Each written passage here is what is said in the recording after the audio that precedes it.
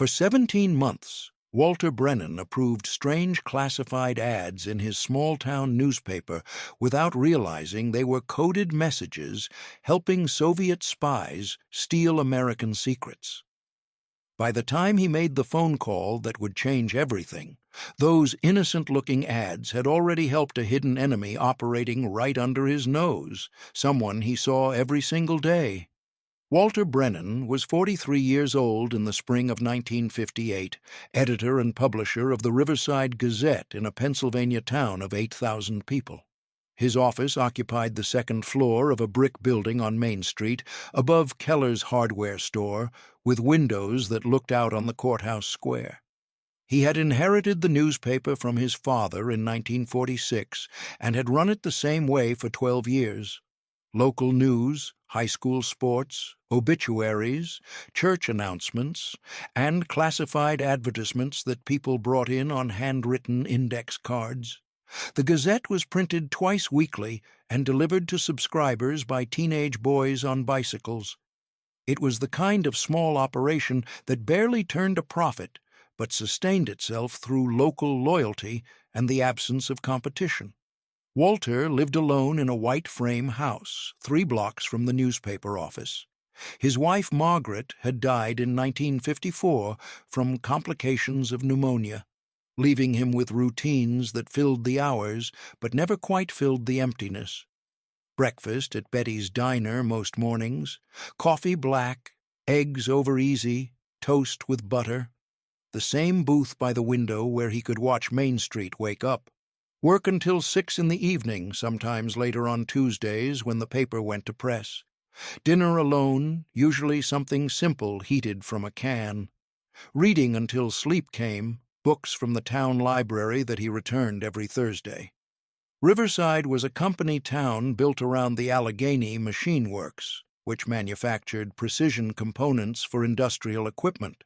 The factory employed 2,000 people and had contracts with defense contractors in Pittsburgh and Cleveland.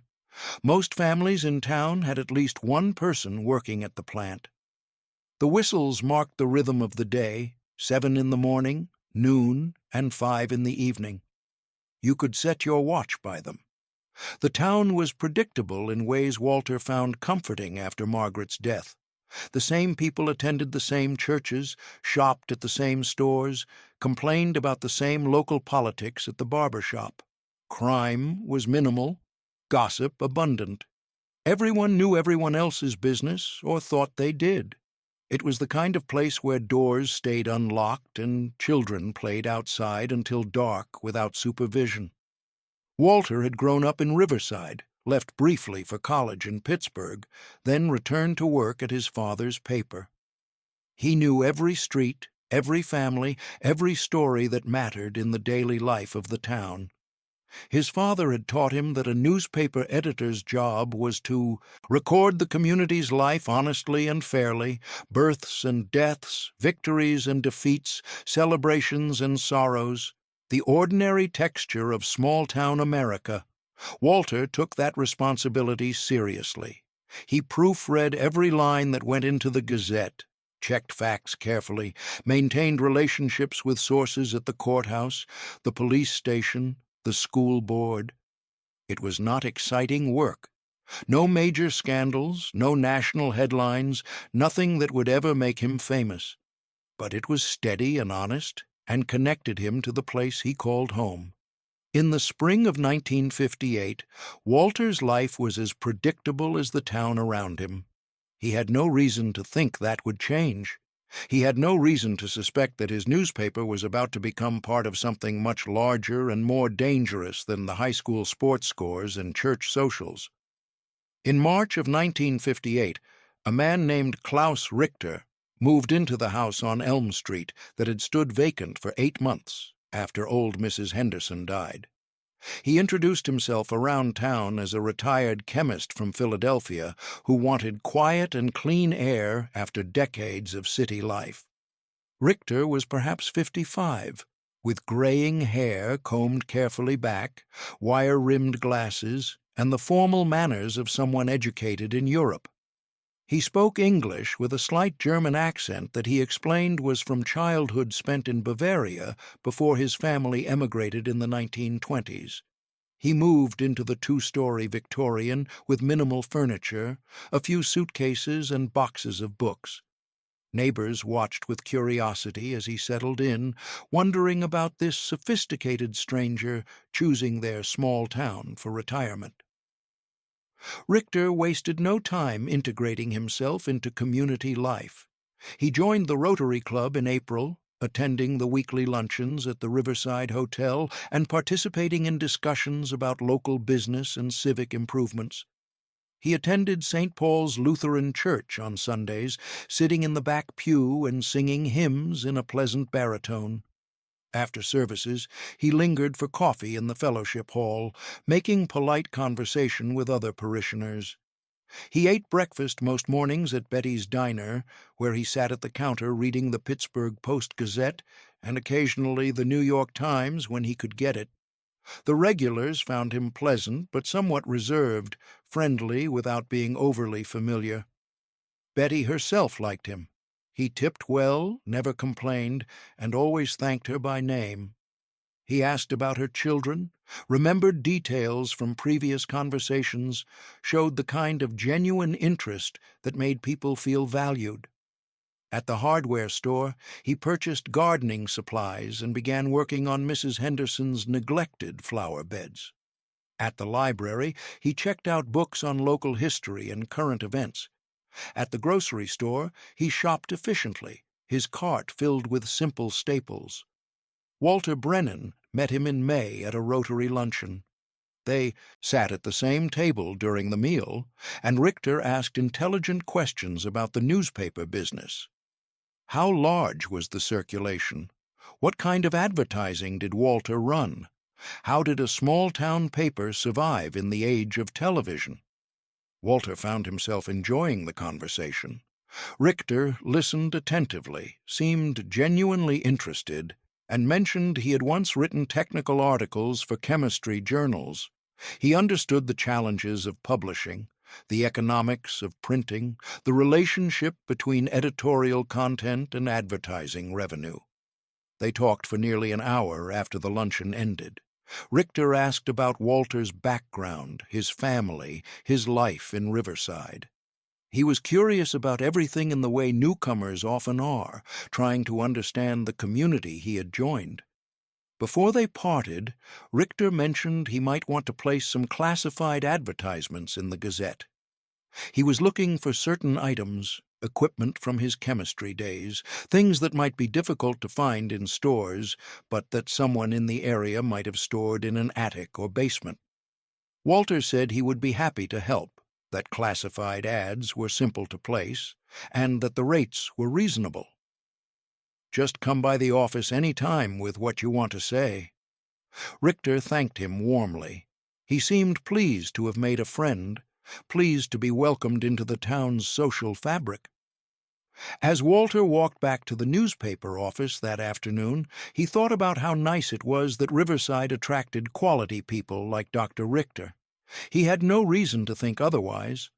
The first unusual classified ad appeared in the June 3rd edition of the Riverside Gazette.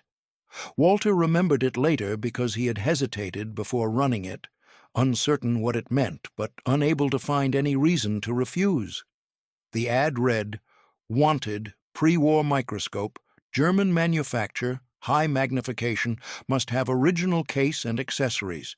Contact box 473.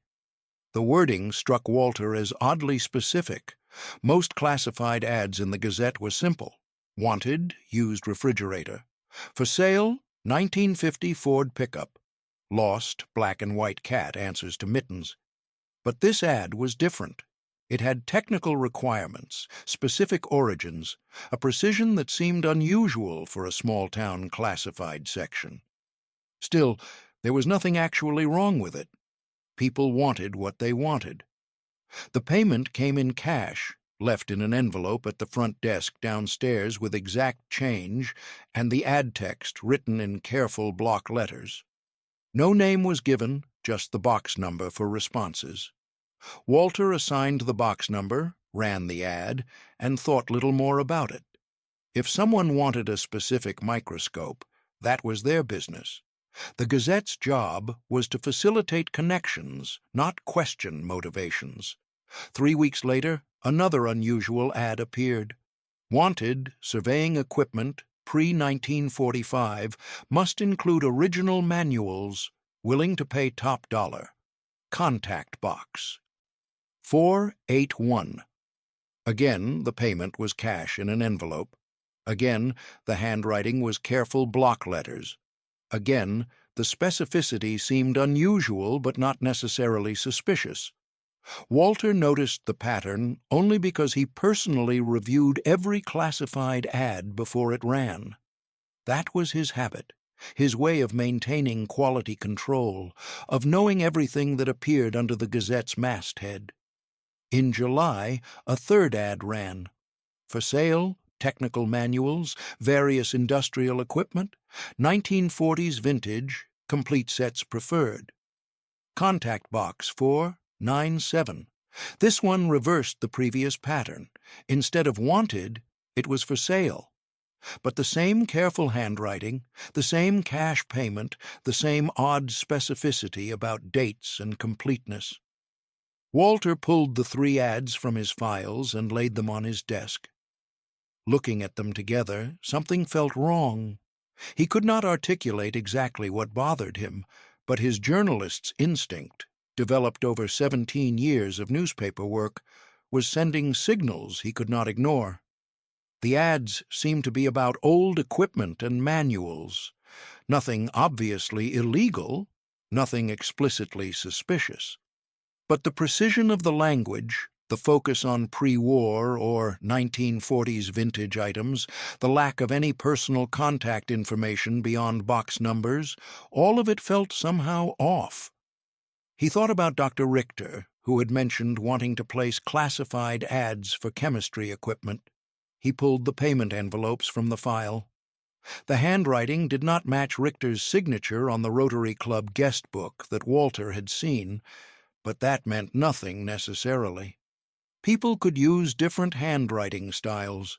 People could have others place ads for them. There were innocent explanations for everything he was noticing. Still, the feeling persisted. Something about these ads was not quite right. Walter put them back in the file, but found himself thinking about them throughout the afternoon. His father had taught him to trust his instincts about stories, to pay attention when something felt wrong, even if he could not immediately explain why. The best journalism came from following those instincts until you found the truth underneath. Walter decided to pay more attention to classified ads going forward, to keep track of unusual patterns, to see if more ads like these appeared. Over the next 3 months, 17 more unusual classified ads appeared in the Riverside Gazette. Walter began keeping a separate file for them, noting the dates they ran, the box numbers assigned, the specific wording used. The pattern became clearer as the collection grew. Every ad dealt with technical equipment, industrial manuals, or precision instruments. Every ad specified pre-war or 1940s vintage. Every ad used careful block letter handwriting and paid in exact cash. But the most interesting pattern was the rotation. The ads never came from the same box number twice. Each request used a new number, created the appearance of different people placing different ads, maintained plausible deniability through apparent diversity. Walter started tracking something else. Who picked up the mail from the box numbers? The post office was run by Helen Morrison, who had been postmaster for 20 years and knew every regular customer by sight. One afternoon in September, Walter stopped by the post office on his way back from lunch. He mentioned casually to Helen that he was curious about some of the box number renters, wondered if she knew who they were. Helen was happy to talk. She loved knowing everyone's business and sharing it generously. She told Walter that most of the box numbers he asked about were rented by different people, paid for in cash, picked up irregularly. But she noticed something odd. Several of the box number renters were people she had never seen before, people who came to town just to rent a box and then disappeared. One was a woman from Pittsburgh who said she was collecting industrial antiques. Another was a man from Cleveland interested in wartime manufacturing equipment. None of them were local. None of them maintained the boxes long-term. They rented for a month or two, received a few pieces of mail, then let the rental lapse. Walter thanked Helen and walked back to the newspaper office, his mind working through what he was learning. The classified ads were part of something organized, something that involved multiple people in different cities, something designed to avoid pattern recognition. He spent an evening spreading the ads across his desk at home, studying them like pieces of a puzzle. If he read them as innocent requests for old equipment, they made sense individually.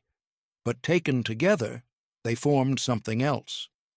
The equipment and manuals being sought were all related to precision manufacturing, industrial processes, technical specifications, the kind of information that might be valuable to someone trying to understand American industrial capabilities. The timing was also interesting. The ads had started in June, accelerated through summer, and were now running almost weekly. Whatever operation they served was expanding, growing more active, requiring more frequent communication. Walter thought about Dr. Richter, who had mentioned placing classified ads but whose name had never appeared on any payment envelope. Richter, who was friendly but reserved, integrated but somehow separate, present in community life, but never quite fully visible. He thought about the Allegheny Machine Works, which manufactured components for defense contractors. He thought about the Cold War that everyone knew was happening, but that felt distant in small-town Pennsylvania. He thought about whether he was being paranoid, seeing patterns that did not exist, letting suspicion color innocent activities. Plenty of people collected old equipment. Plenty of people were interested in industrial history. But his instinct kept insisting something was wrong. These ads were not innocent. They served some purpose beyond their apparent meaning. Someone was using his newspaper for something he did not understand, but increasingly suspected was not legal. Walter closed the file and sat in silence for a long time, trying to decide what to do with his suspicions. On a Saturday afternoon in early October, Walter Brennan attended the annual Riverside Autumn Festival in the town square. The event was a tradition, a celebration of harvest season with craft booths, baked goods, and local musicians playing on a temporary stage near the courthouse. Walter brought his camera, a Leica his father had given him years ago.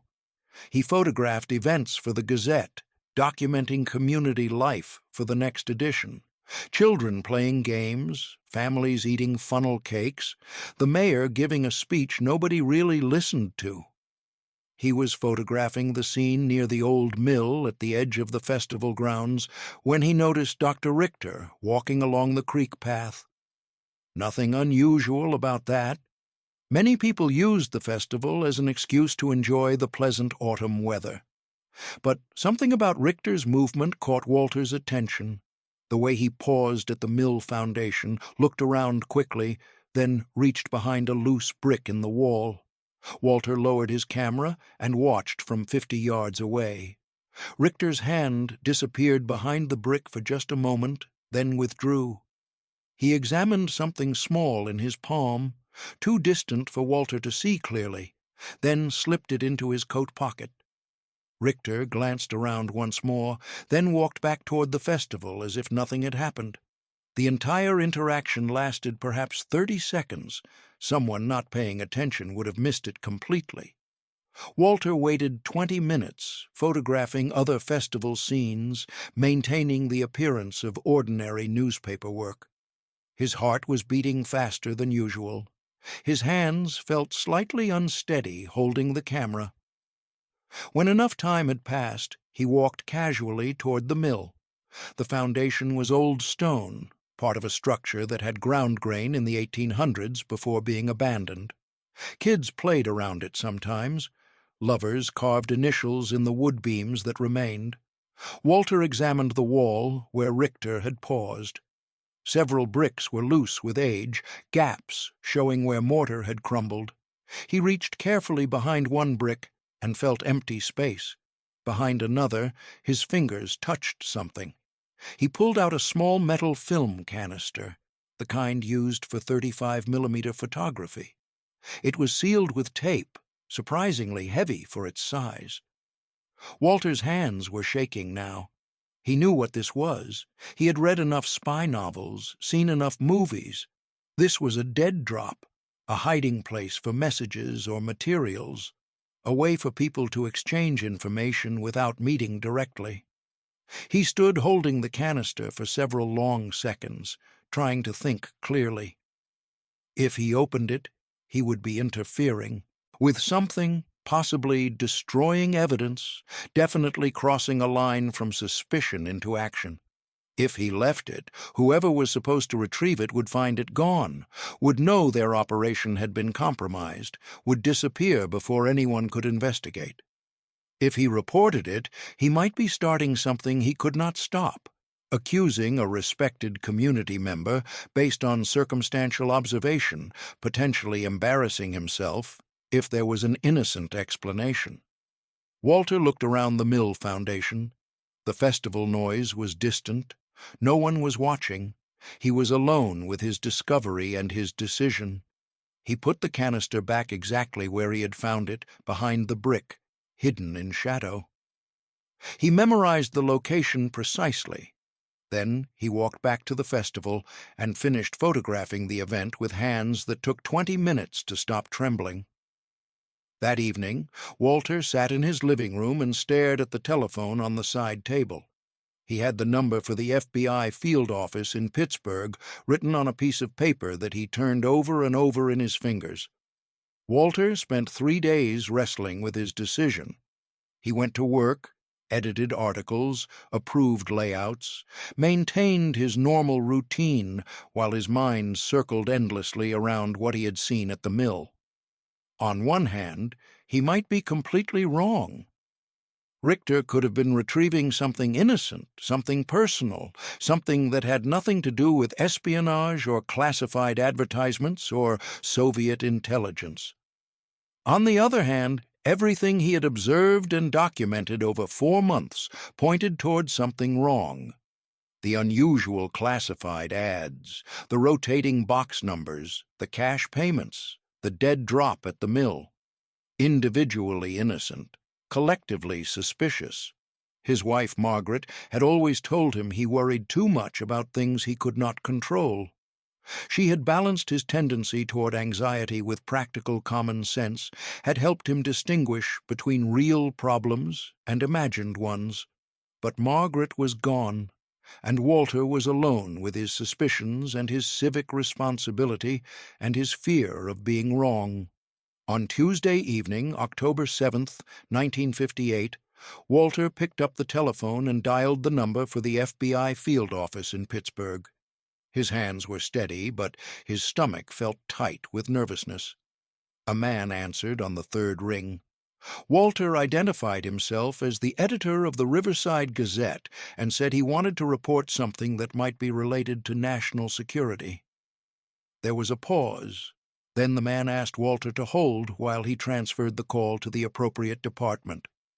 Another voice came on the line, deeper, more official.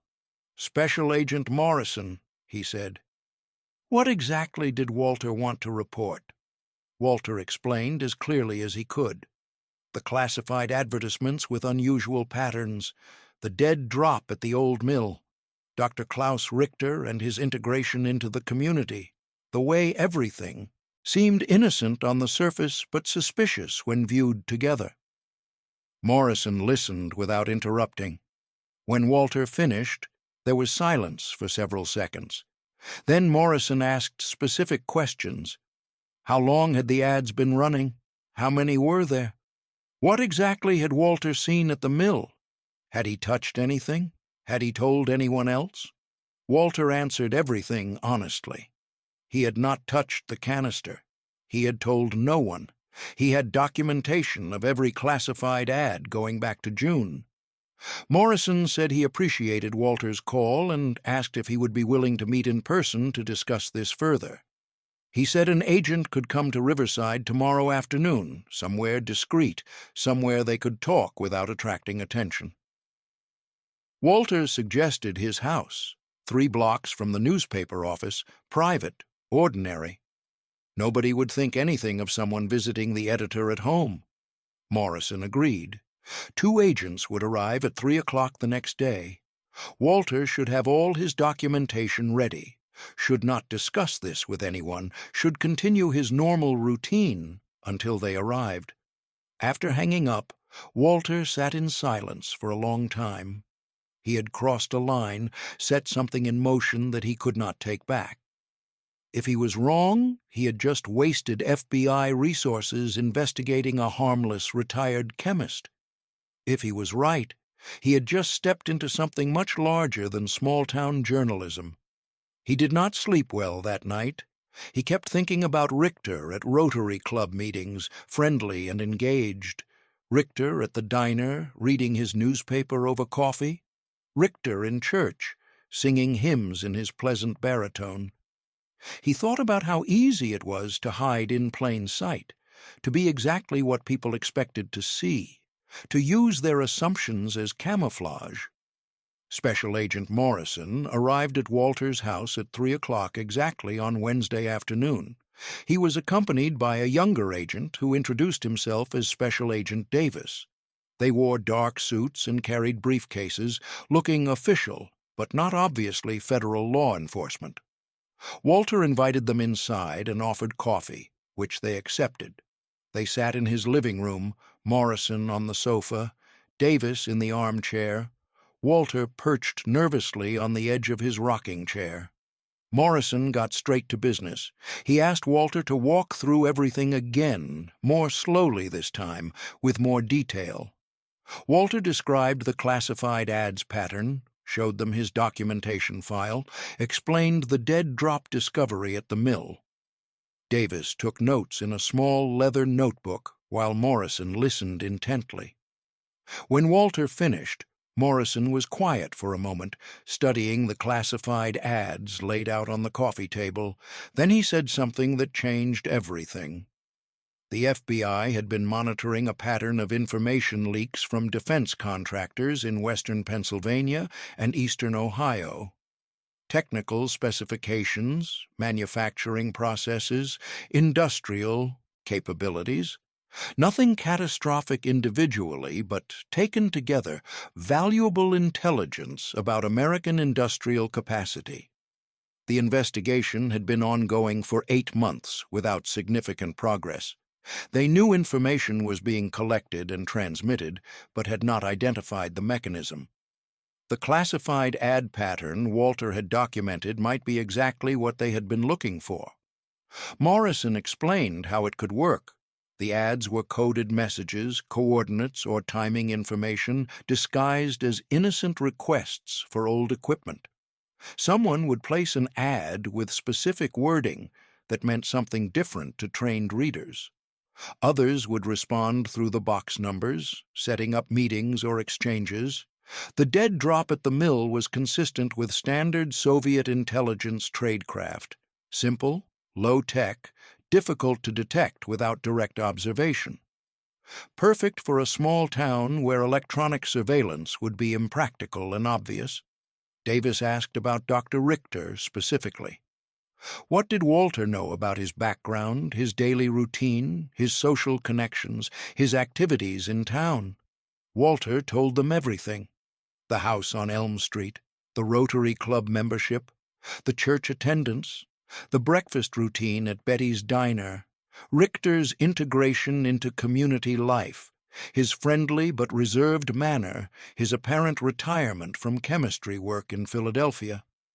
Morrison and Davis exchanged glances. Morrison asked if Walter had any proof that Richter was connected to the classified ads beyond suspicion and timing. Walter admitted he did not. The ads were placed anonymously. The box numbers were rented by different people. There was no direct evidence linking Richter to anything illegal, but Morrison said that was actually good. If Richter was a trained intelligence officer, he would be careful about maintaining separation between his cover identity and his operational work. The lack of direct connection was itself a kind of confirmation. Davis asked the critical question: would Walter be willing to help the FBI investigation by continuing to run the classified ads while they monitored the network?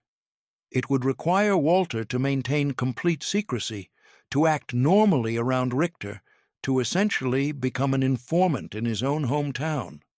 Walter felt his stomach tighten. This was more than reporting suspicions. This was active participation in a counterintelligence operation, deliberate deception of people he saw every day. Morrison must have seen his hesitation. He said they understood this was not a simple request, that Walter would be taking personal risk, that the investigation might last months. Walter asked for 24 hours to consider the FBI's request. Morrison agreed, but emphasized the importance of discretion. Walter should tell no one about their visit, should maintain his normal routine, should not do anything that might alert Richter or anyone else involved in the network. After the agents left, Walter sat in his living room and watched the autumn light fade outside his windows. He thought about his father, who had taught him that a newspaper editor served the community by reporting truth and maintaining trust. He thought about Margaret, who would have told him to be careful, to think about consequences, but also to do what he believed was right, even when it was difficult. He thought about the war he had been too young to fight in, the soldiers who had died in Europe and the Pacific while he stayed home and went to college. This was different, but somehow connected, another kind of service, another way of protecting the country he loved. By morning, Walter had made his decision. He called the number Morrison had given him and said he would help. Morrison said they would send instructions through secure channels, would establish protocols for communication, would brief him on what to watch for and how to report it. The operation began slowly. Walter continued running the unusual classified ads when they arrived, continued assigning box numbers, continued collecting cash payments in anonymous envelopes. But now he documented everything more carefully, noted exact times and dates, preserved the envelopes for handwriting analysis. Morrison came to Riverside once a week, always in the evening, always entering Walter's house from the back alley, to avoid being seen from the street. They reviewed the week's classified ads, discussed any observations Walter had made, coordinated timing for surveillance operations. The FBI began watching the post office boxes, photographing whoever picked up mail from the numbers associated with unusual ads. They identified 3 regular collectors, none of them local residents, all using various pretexts for their visits to Riverside. One was a woman who claimed to be an antique dealer from Pittsburgh. Another was a man who said he collected industrial memorabilia. The third was a younger man who gave no explanation, just retrieved his mail and left town immediately. Davis set up a surveillance post in an empty office across from the old mill. Using telephoto cameras, they photographed everyone who approached the dead drop location. Richter appeared twice more over 3 weeks, always careful, always quick, always checking his surroundings before reaching behind the loose brick. But they needed more than photographic evidence of dead drop servicing. They needed to catch Richter actually transmitting information, needed to identify what was being passed, needed to build a case that would hold up in federal court. Morrison explained that espionage cases were difficult to prosecute. They required proof of intent to harm the United States, proof of actual information transfer, proof of foreign direction and control. Suspicious behavior was not enough. Pattern recognition was not sufficient. They needed concrete evidence. Walter's role expanded. Morrison asked him to pay closer attention to Richter's activities in town, to note where he went, who he talked to, any deviation from routine. It felt wrong, spying on a neighbor, but Walter reminded himself that Richter had chosen to hide behind a friendly facade. The investigation continued through November and into December. More classified ads ran, more photographs were taken, more evidence accumulated, but they still had not caught Richter red-handed with classified materials or witnessed actual transmission to Soviet handlers. On a cold morning in mid-December, Dr. Klaus Richter walked into the Riverside Gazette office and asked to speak with Walter. The secretary said Walter was upstairs in the editorial room, and Richter climbed the stairs with a friendly smile. Walter's heart was pounding when Richter appeared in the doorway. He forced himself to act naturally, to smile, to greet Richter as he would any visitor. He was grateful his hands were resting on his desk, where their trembling would not be visible. Richter settled into the chair across from Walter and asked about the classified advertising process. He was thinking about placing an ad himself, he said, something specific he was trying to locate. He wondered how the box number system worked, how long ads typically ran, what kind of responses people usually received. Walter explained the process mechanically, his mind racing. This could be innocent curiosity, or it could be Richter testing him, checking to see if Walter had noticed patterns, evaluating whether the newspaper editor represented any kind of threat. Richter asked if Walter kept records of who placed which ads. Walter said he did, basic accounting for billing purposes, but nothing detailed. Most classified ads were paid in cash, he explained, and people valued their privacy. Richter seemed satisfied with that answer. He asked a few more questions about circulation, about who read the Gazette, about whether advertising in a small-town paper was really effective for reaching specialized audiences. Walter answered carefully. He tried to appear helpful, but not overly interested, professional, but not suspicious. Every word felt weighted, every response potentially revealing too much or too little. The conversation lasted 15 minutes. Richter thanked Walter for his time and said he would probably place an ad in the next week or two. As he stood to leave, he paused at the door and mentioned casually that he had noticed some interesting advertisements recently, technical items, old equipment. He wondered if there was a community of collectors in the area. Walter forced a casual shrug. He had no idea, he said. People wanted all sorts of things. The classified section was just a service the newspaper provided. Richter nodded, smiled, and left. Walter sat frozen at his desk for several minutes after hearing Richter's footsteps descend the stairs and the front door close below. Had that been a warning? A threat? A genuine inquiry? Walter could not tell. Richter's manner had been friendly, his questions reasonable, his interest apparently innocent. But the timing felt deliberate, the questions too specific, the casual mention of the unusual ads too pointed. That evening, Walter reported the encounter to Morrison during their scheduled meeting. Morrison listened carefully, asked questions about Richter's tone and body language, wanted to know every detail of the conversation.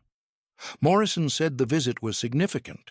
Richter was clearly aware that someone might notice patterns in the classified ads. He was either testing Walter's awareness or subtly warning him not to look too closely. Either way, it suggested Richter felt some pressure, some concern about exposure.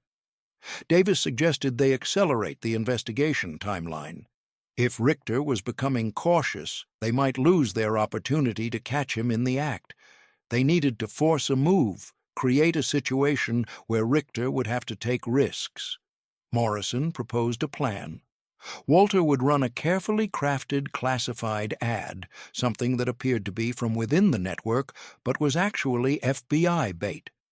The ad would contain information about high-value intelligence available for collection, would specify a dead drop location, would set up a meeting that the FBI could monitor completely.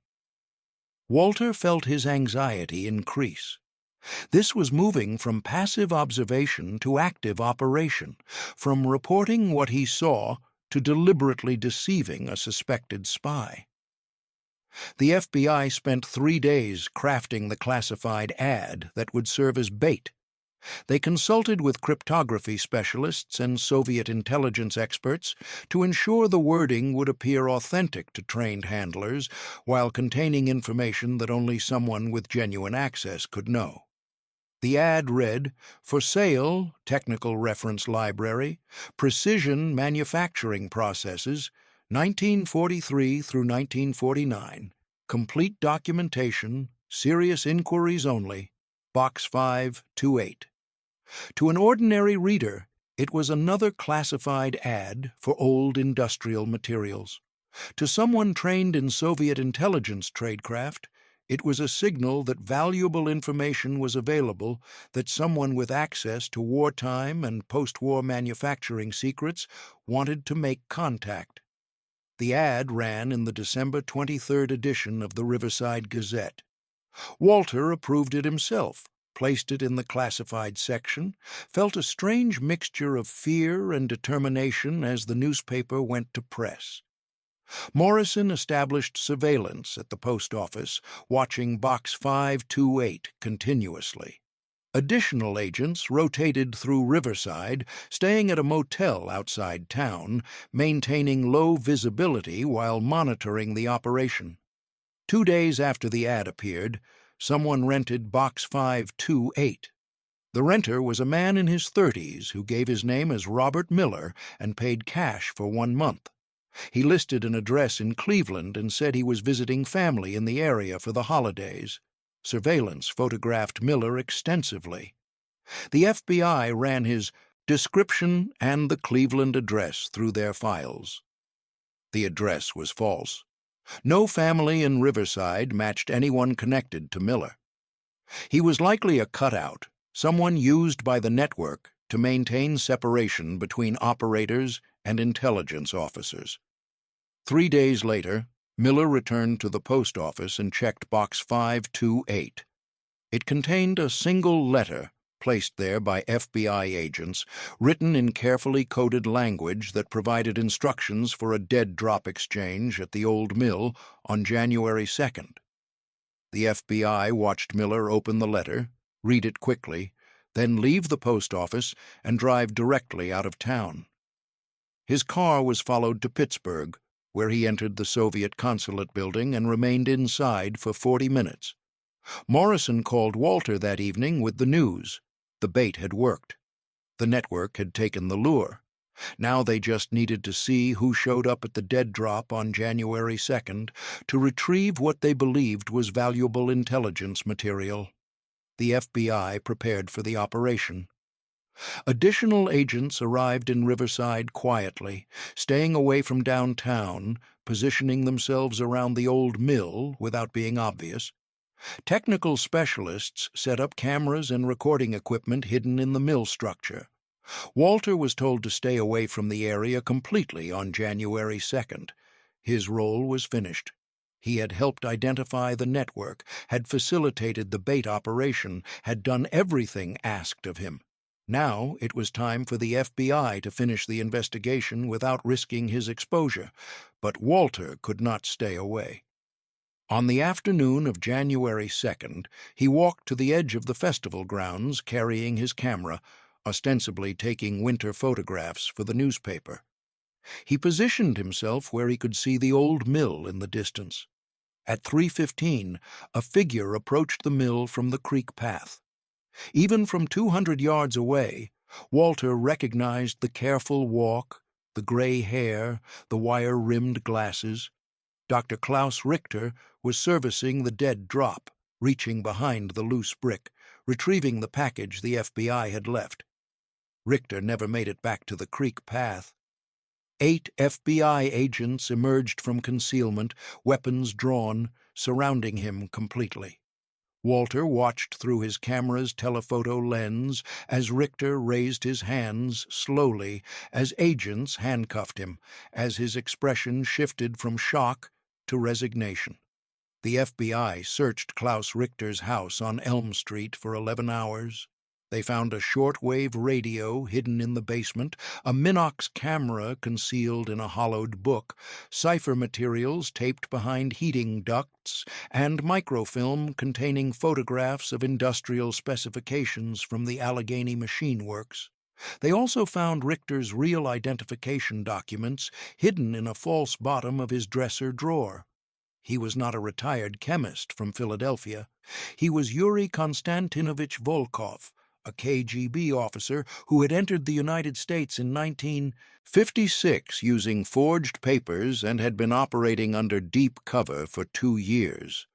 The classified ads had been exactly what Morrison suspected: coded messages coordinating the collection and transmission of industrial intelligence. Different ads meant different things, numbers and dates hidden in the wording, instructions embedded in apparently innocent text. The network was larger than the FBI had initially realized. Volkov ran 7 American sources, people who worked at defense contractors or had access to technical information. He communicated with them through dead drops, through coded advertisements, through careful tradecraft designed to avoid detection. The FBI rolled up the network over the next 6 weeks. 4 arrests in Pennsylvania, 2 in Ohio, 1 in Michigan. Workers who had sold information for money, technicians who had photographed documents, engineers who had copied specifications. None of them had believed they were harming national security. All of them had rationalized their actions as minor betrayals for needed cash. Volkov himself refused to speak. He invoked diplomatic immunity, claimed he was a trade representative, insisted the FBI had no authority to hold him. But the evidence was overwhelming: the radio, the cipher materials, the microfilm, the dead drop servicing captured on FBI surveillance cameras. The Soviet embassy in Washington denied everything.